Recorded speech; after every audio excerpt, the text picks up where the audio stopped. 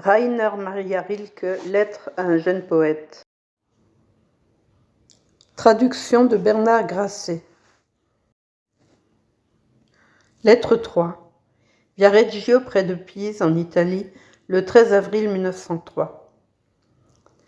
Votre lettre, Pascal, cher monsieur, m'a fait grand plaisir. Elle m'a dit de vous beaucoup de bonnes choses. La manière dont vous me parlez du cher et grand art de Jacobsen me montre que je ne me trompais pas en conduisant votre vie et toutes ces questions vers cette plénitude. Niels Lien va maintenant s'ouvrir devant vous, livre de splendeur et de pénétration. Plus on le lit, plus il apparaît que tout y est.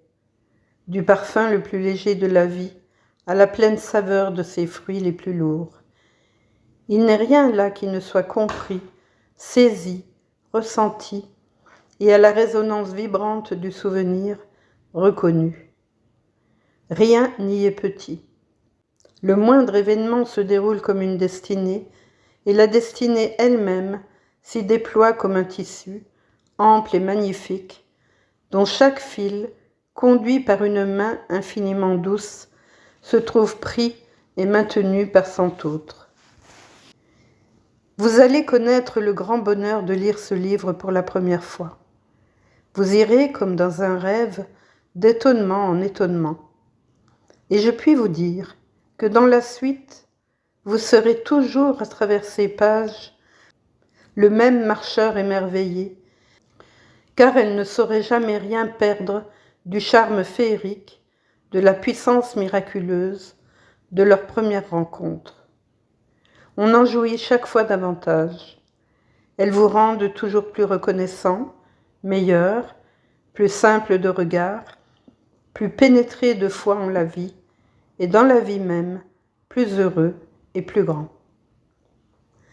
Lisez ensuite l'admirable livre sur le destin et les passions de Marie Grubbe, les lettres de Jacobsen, ses pages de journal, ses fragments et enfin ses vers, qui, bien que médiocrement traduits, vivent en résonances infinies. Je vous conseillerais d'acheter à l'occasion la belle édition complète des œuvres de Jacobsen qui contient tout cela. Elle a paru en 3 volumes, bien traduits, chez Eugène Diedrich à Leipzig et ne coûte, si je ne me souviens bien, que 5 ou 6 marks le volume. À propos de Ici devraient être des roses, œuvre d'une sensibilité et d'une forme incomparables, vous avez 1000 fois raison contre l'auteur de l'introduction. Ici, je vous adresse une prière. Lisez le moins possible d'ouvrages critiques ou esthétiques. Ce sont ou bien des produits de l'esprit de Chapelle, pétrifiés, privés de sens dans leur durcissement sans vie, ou bien d'habiles jeux verbaux. Un jour, une opinion y fait loi, un autre jour, c'est l'opinion contraire. Les œuvres d'art sont d'une infinie solitude. Rien n'est pire que la critique pour les aborder. Seul l'amour peut les saisir, les garder, être juste envers elles. Donnez toujours raison à votre sentiment, à vous, contre ces analyses, ces comptes rendus, ces introductions. Eussiez-vous même tort, le développement naturel de votre vie intérieure vous conduira lentement, avec le temps, à un autre état de connaissance. Laissez à vos jugements leur développement propre, silencieux. Ne le contrariez pas, car comme tout progrès, il doit venir du profond de votre être et ne peut souffrir ni pression, ni hâte. Portez jusqu'au terme, puis enfantez, tout est là. Il faut que vous laissiez chaque impression, chaque germe de sentiment mûrir en vous, dans l'obscur, dans l'inexprimable, dans l'inconscient, ces régions fermées à l'entendement. Attendez avec humilité et patience l'heure de la naissance d'une nouvelle clarté.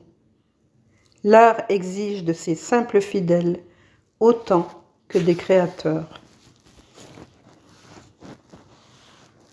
Le temps ici n'est pas une mesure.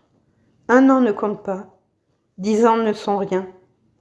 Être artiste, c'est ne pas compter, c'est croître comme l'arbre qui ne presse pas sa sève, qui résiste, confiant, au grand vent du printemps, sans craindre que l'été puisse ne pas venir. L'été vient, mais il ne vient que pour ceux qui savent attendre, aussi tranquilles et ouverts que s'ils avaient l'éternité devant eux. Je l'apprends tous les jours au prix de souffrances que je bénis, patience et tout.